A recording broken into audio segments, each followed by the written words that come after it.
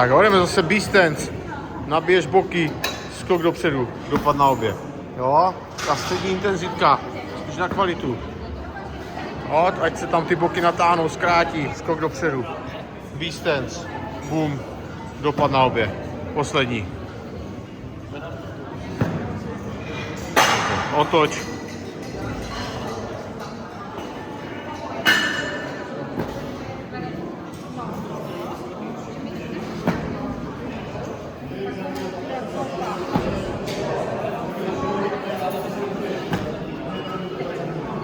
Poslední.